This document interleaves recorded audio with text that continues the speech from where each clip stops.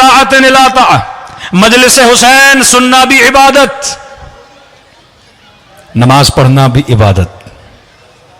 اب انہوں نے مجلس کو نماز کے ساتھ لڑا لیا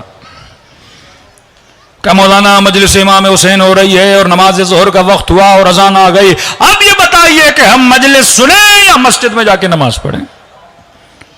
ذاکر صاحب نے کہا بھائی مجلس کیسے چھوڑ سکتے ہو؟ نماز بچائی کس نے؟ حسین نے۔ بنا الہ الا اللہ کون ہے؟ ایک حسین ہے۔ تو کہا پہلے مجلس سنو، یہ توہین مجلس ہے کہ آپ مجلس چھوڑ کے کہاں چلے جاؤ؟ نماز پہ چلے جاؤ۔ جبکہ انسان سوچے کہ مجلس اور نماز، اہل بیت نے مجلس کا کوئی ٹائم فکس نہیں کیا۔ یہاں تقریباً 11:30 پونے 12 بیٹھ رہا ہوں، کہیں پہ 1 بجے بیٹھ رہا ہوں، کہیں پہ 9 بجے بیٹھ رہا ہوں، کہیں پہ شام کو 5 بجے بیٹھ رہا ہوں، کوئی ٹائم فکس تھوڑی ہے مجلس کا۔ لیکن نماز کا ٹائم فکس کیا ہے۔ مطلب میں نماز میں رد و بدل نہیں کر سکتا، اپنی دوسری روٹین میں نے رد و بدل کرنا ہے۔ اگر خدا یہ بولتا کہ دن میں 5 نمازیں ہیں، جب تیرا دل کرے تو پڑھو، پھر میری مرضی ہے کہ میں صبح کی نماز 8 بجے پڑھوں، دوپہر کی نماز شام 4 بجے پڑھوں، یا مغرب کی نماز رات 2 بجے پڑھوں، میری مرضی ہے۔ لیکن جب یہ کہہ دیا کہ صبح کا ٹائم یہ ہے، ظہر کا ٹائم یہ ہے، مغرب کا ٹائم یہ ہے، لہذا اللہ نے ٹائم فکس کیا ہوا ہے، مجلس کا تو ٹائم فکس نہیں ہے، تو میں نے دوسرے اعمال کی سیٹنگ نماز سے کرنی ہے، نہ کہ میں نماز کو بولوں میں دوسری عبادت کر رہا ہوں۔ یہ ہے اہم اور مہم۔ یہی الزام تو امیر المومنین پہ لگایا نا کہ ان صاحبکم لم یصلی، آپ کا مولا نماز نہیں پڑھتا۔ پھر وہ مولا کا صاحب اس کو پکڑ کے لاتا ہے اور جا کے عمار سے ملاتا ہے کہ دیکھ اگر علی نماز نہ پڑھتے تو عمار علی کا ساتھ کیوں دیتا؟ اتنے اکابر اصحاب جن کے ماتھوں پہ سجدوں کے نشانے، کیا کبھی ایسے کا ساتھ دیں گے جو نماز نہیں پڑھتا؟ دو عبادتوں کو آپس میں لڑانا کا یہ شیطان کا کام ہے۔ یہاں مومن میں بصیرت ہونی چاہیے، اہم کیا ہے اور مہم کیا ہے۔ یہ مصائب کے جملے ہیں نا، زندان شام میں آدھی رات کا وقت ہوتا ہے، سیدہ نماز پڑھتی ہیں، بیٹھ کے نماز پڑھتی ہیں، مولا زین العابدین پوچھنے پھپھی اماں کوئی تکلیف ہے؟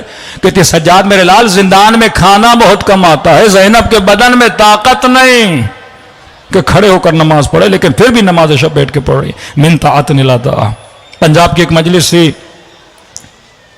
غالباً شب 9 تھی، صبح عاشور، اذان علی اکبر، رواج ہے وہاں پہ اذان علی اکبر کے نام سے۔ مولانا آئیے مصائب پڑھیے، پڑھے ہم نے۔ اب اپنی عقلوں سے پوچھیے اذان کے بعد کیا ہونا چاہیے؟ نماز۔ وہاں اذان کے بعد ہوتی تھی زنجیر زنی۔ تو میں نے کسی جوان سے کہا، میں نے کہا عزاداری کر رہے ہو، اللہ قبول کرے، لیکن یہ بتائیے اذان کے بعد آپ نے کی زنجیر زنی، نماز کب پڑھی؟ کہ مولانا خون نکلا، آپ گھر تب تک جائیں جب تک دھوئیں نجاست دور ہو۔ کہ نہیں، عاشورہ کی نماز ہماری قضا ہو جاتی ہے۔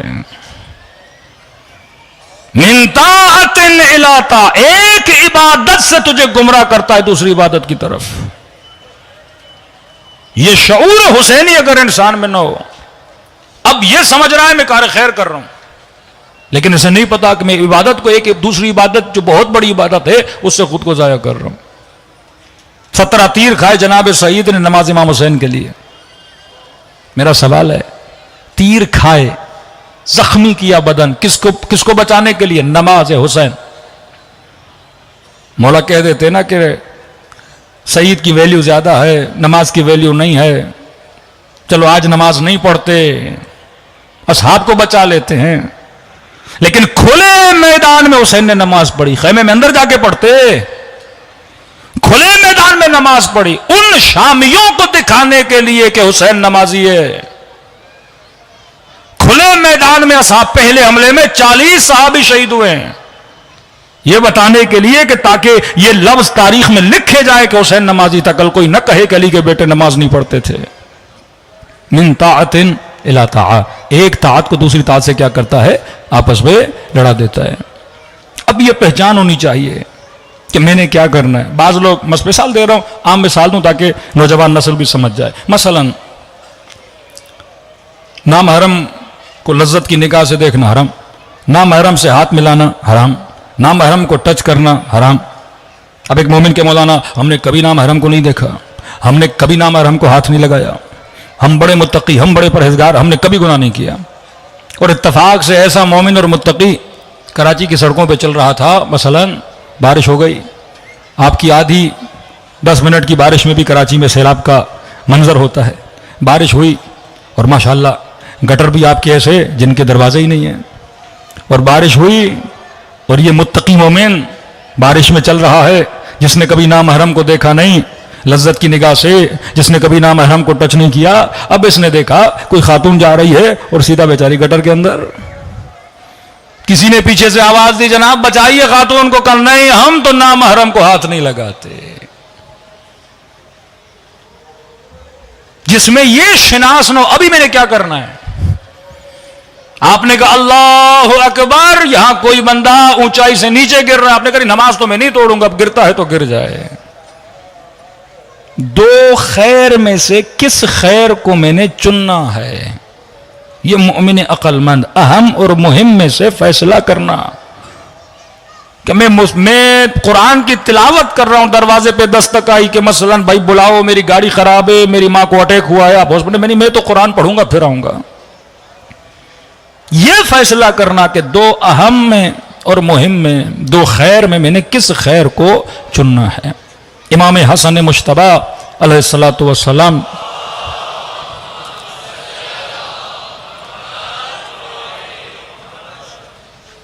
مولا کے پاس ایک شخص آیا اور کہا کہ مولا میں مالی تنگ دست ہوں، مدد فرمائیے۔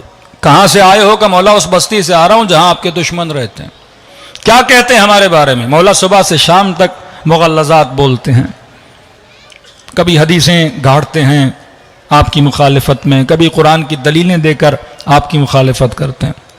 امام نے کہا کیا لینے آئے ہو؟ کہ مولا مال، پیسے کی تنگ دستی ہے۔ مولا نے کہا یہ بتا پیسہ دوں یا تجھے دو دلیلیں دوں جن دلیلوں سے ہمارے دشمنوں کو جواب دو؟ دو خیر، مال بھی اس کے فائدے میں ہے، دلیلیں لوگوں کے ایمان اور عقیدے کو بچانے کے لیے۔ عقل مند تھا، کہنے لگا مولا مال نہیں چاہیے مجھے، وہ دلیلیں دیں۔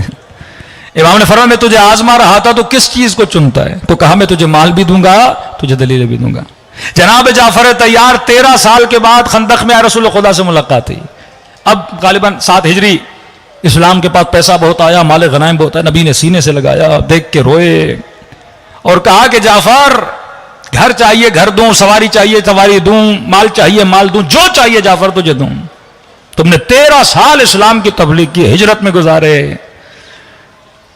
کہ یا رسول اللہ جو آپ دیں۔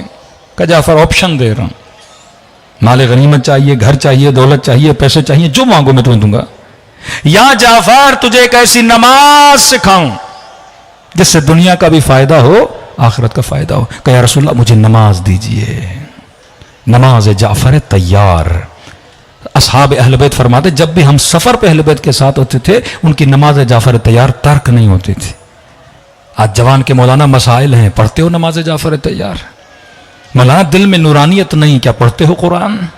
مولانا بصیرت کو کیسے حاصل کریں؟ کیا پڑھی تم نے نہج البلاغہ کو ڈیٹیل سے، کلمات حکمت کو پڑھا، تحفہ العقول کو پڑھا، اخلاق کو بہتر کرنے کے لیے مکارم الاخلاق کو پڑھا؟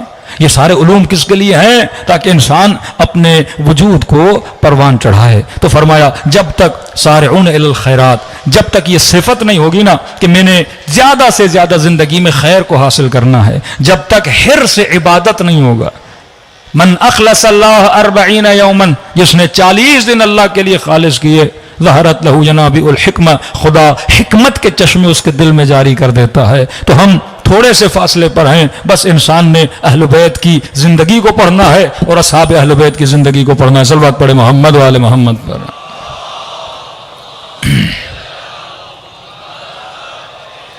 آج کیونکہ فلسطین کے حوالے سے احتجاج بھی تھا، لہٰذا وقت کی کمی تھی، ہم نے 1 بجے کہیں پہنچنا ہوتا ہے، تو لہٰذا بحث کو مختصر کرتے ہیں۔ میرے عزیز، جب تک خیر اور نیکی کی طلب آپ کی نسلوں میں نہیں ہوگی، آج دین ہماری زندگی میں پرائرٹی پہ نہیں ہے، وہ ایک ثانوی حیثیت میں آ چکا ہے۔ عادتاً ایک نماز ہے، عادتاً سر پہ ایک دوپٹہ رکھ لیا، یہ چیزیں عادتاً نہیں ہیں، ان کو عبادت سمجھ کے ذمہ داری سمجھ کے انجام دیا کرو، تب جا کے انسان کی آخرت نورانی بن جاتی ہے۔ تبھی امیر المومنین فرماتے ہیں جوان سے پوچھو زندگی کیسے گزری، کہے گا خواب کی طرح۔ بوڑھے سے پوچھو، کہے گا خواب کی طرح۔ کہ جو زندگی خواب کی طرح گزر جاتی ہے اس زندگی کے لیے اپنی آخرت کو تباہ و برباد نہ کیا کرو۔